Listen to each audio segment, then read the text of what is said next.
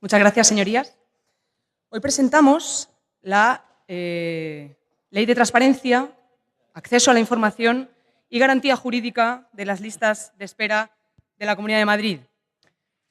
Miren, en política como en la investigación o en la ciencia, cualquier avance, cualquier cambio se produce a partir del planteamiento de una pregunta o de varias preguntas. En cómo de exhaustivas o de exigentes sean esas preguntas o de cómo de relevantes y veraces sean esas respuestas, así serán las leyes que se presenten y así serán los avances a los que aspires, tanto en política como en cualquier disciplina que tenga el progreso o la mejora dentro de su misión. Bien, esta ley surge del planteamiento de varias preguntas. ¿Son fiables los datos de las listas de espera que publica la Consejería? ¿Son datos reales o están cocinados por la Consejería de Sanidad? ¿Es verdad que los servicios de admisión por orden de las gerencias no incluyen a los pacientes en lista de espera cuando el cirujano o la cirujana lo indica? ¿Cómo es de útil para los pacientes y profesionales la información que se publica actualmente en las listas de espera? ¿Cómo sería de útil la información que no están publicando? ¿Tienen los pacientes toda la información relevante a su proceso? La información sobre cuáles son los equipos quirúrgicos que les van a atender, cuánto van a esperar realmente, si se van a poder ir de vacaciones o no, porque están pendientes de una cirugía o de una prueba diagnóstica. ¿Son transparentes los procesos de derivación de pacientes de un centro hospitalario a otro? ¿Se está utilizando las listas de espera para captar pacientes para los hospitales de gestión privada, como así indican las gráficas de libre elección? ¿Se sigue penalizando a los pacientes que deciden operarse en su centro de referencia y descartan ser derivados a otro centro? ¿Existe realmente ahora mismo un marco jurídico actualizado que dé respuesta a estas preguntas? Señorías, ninguna de estas respuestas a estas preguntas pasa unos estándares de calidad mínimos. Ninguna de estas preguntas se las ha hecho el órgano responsable de la gestión de las listas de espera. Y ninguna de estas preguntas debería quedar sin resolver en esta Cámara. Esta ley es muy sencilla, pese a su aparente extensión, porque lo único que hace es recoger la legislación actual y completarla con las respuestas a estas preguntas. Efectivamente, esta ley da respuesta a las preguntas sobre la lista de espera. A la pregunta de si tenemos un marco jurídico estable y actualizado que garantice el buen uso de las listas de espera, la respuesta es no.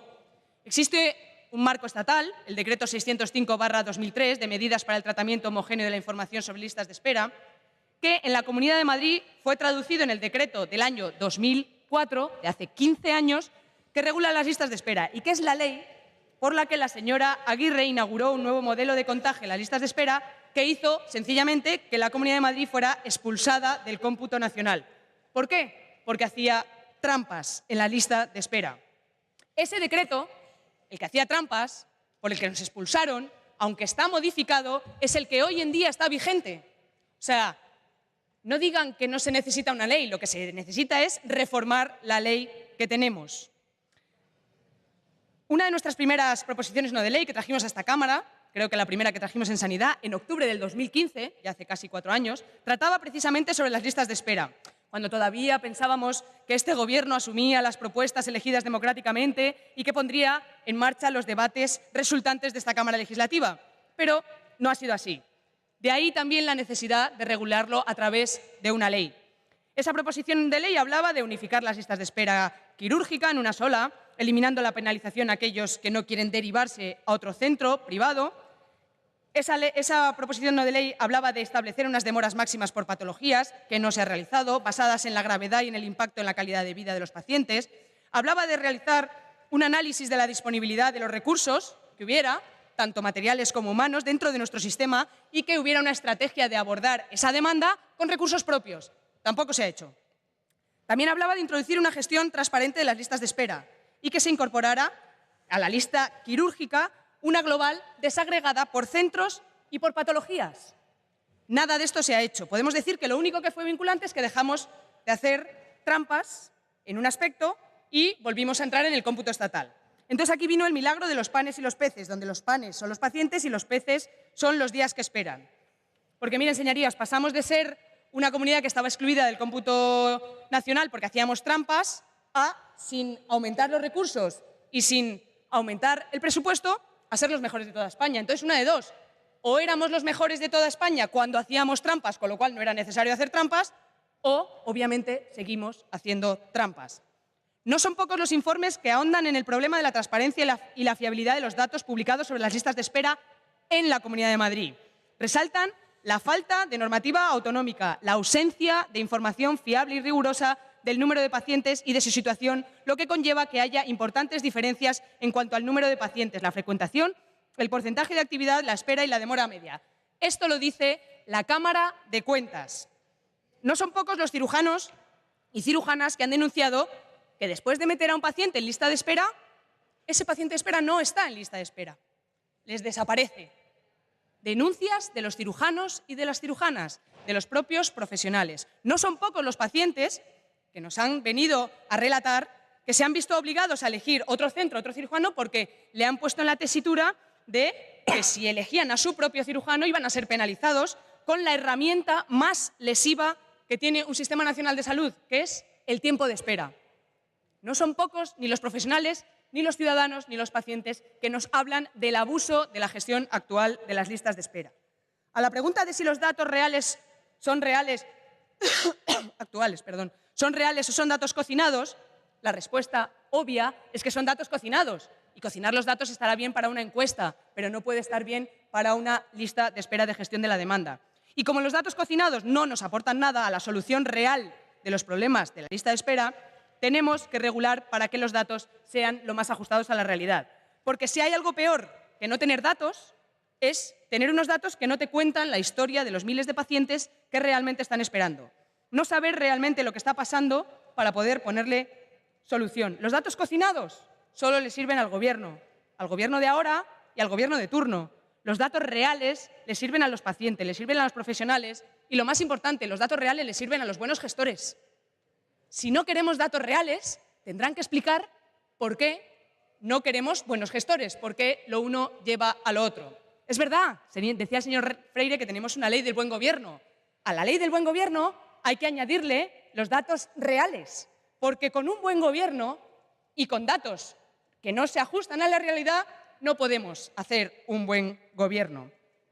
¿Son los pacientes sujetos de pleno derecho a los que se les trata con respeto y a los que se les informa con veracidad? ¿O, por el contrario, son los pacientes meros datos manipulables al servicio de las estadísticas de un gobierno? ¿Qué elegimos? ¿Qué queremos? A la pregunta de qué se podría esperar de una lista de espera, la respuesta es muy sencilla: transparencia. Miren, la señora Aguirre inauguró el uso perverso y torticero de las listas de espera en base a una promesa electoral que nunca cumplió, pero que dibujó el espejismo de que los madrileños y las madrileñas esperaban menos de 30 días para intervenirse. Desde entonces, las listas de espera tienen un uso más político que real, cuando deberían ser una herramienta exclusivamente al servicio de la gestión de la demanda. Queremos saber cuántos pacientes necesitan operarse, cuántos pacientes necesitan una prueba diagnóstica, cuántos pacientes necesitan una consulta, cuántos pacientes demandan una consulta en salud mental, que preguntaba hoy el señor Freire. Y no solo cuántos, sino cuánto tiempo van a esperar con los recursos que tenemos. Es muy sencillo. Y una vez que se estipula cuál es la demanda, se debería establecer una prelación, según una urgencia, según un orden, en base a criterios clínicos. Criterios clínicos que deberían poner los profesionales, no la consejería, los profesionales. Y también criterios sociales, porque en esta ley introducimos que se tenga en cuenta la situación social, el grado de incapacidad. No es lo mismo tener que esperar para que te operen de un lipoma que para que te operen de una catarata, que es totalmente incapacitante. Que se introduzca el criterio de calidad de vida. No es lo mismo estar esperando un año para que te operen una patología menor que para estar esperando para la unidad del dolor o para la unidad infantojuvenil de psiquiatría. No es lo mismo. Queremos que se introduzcan criterios de gravedad de la patología según su evolución, qué consecuencias tiene que esa patología no se opere en determinado tiempo, y eso lo tienen que decir los profesionales, y cuál es la eficacia de la intervención para aumentar la supervivencia, disminuir la discapacidad o mejorar la calidad de vida del usuario. Miren, seguramente todos estos datos, todos estos criterios sociales, todos estos criterios clínicos, pues no le importan. A muchos de los que están aquí no les importa, pero a los pacientes sí. Sí les importa. No es lo mismo estar incapacitado 6 meses que estar incapacitado 1 mes. Pues bien, en la actualidad, el orden de la urgencia, lo que marca realmente la urgencia, es si a un paciente se le pasa el plazo completamente artificial que ha puesto el Gobierno. Se les llama pacientes diana y son de una urgencia infinita. Tenemos un paciente diana, hay que operarle mañana. Tenemos un paciente diana, hay que operarle mañana. Esa es la urgencia. La urgencia la estamos haciendo en función de lo que le conviene a la Consejería de Sanidad para que le cuadren sus estadísticas, no en función de lo que le conviene a los ciudadanos.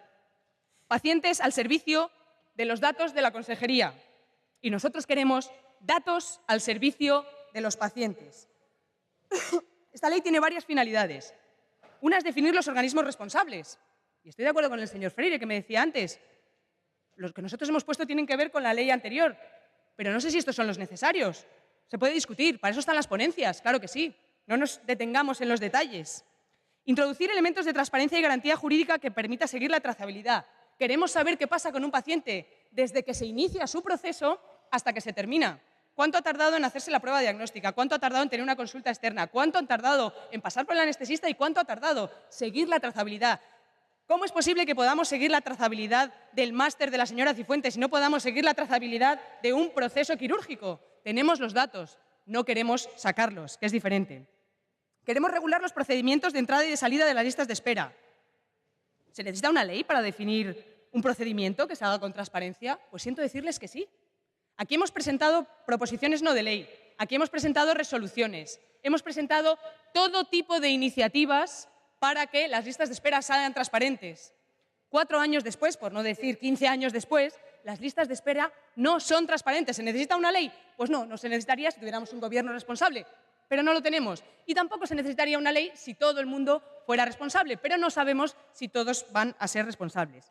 Esta ley pone trabas a aquellos que quieren gobernar o que querrían gobernar manipulando los procedimientos para publicar la lista de espera, porque efectivamente, si se pone en marcha esta ley, el que gobierne en mayo se va a encontrar con una lista de espera que es muchísimo más abultada que la que nos está presentando el Gobierno. Claro, claro, eso es lo que tiene la transparencia, que los datos van a revelar que la lista de espera no es real. Entonces, el que gobierne en mayo se tendrá que enfrentar a eso, efectivamente, a la realidad de los datos. Y en ese enfrentamiento tendremos al Gobierno del Partido Popular diciendo ¿han aumentado ustedes las listas de espera?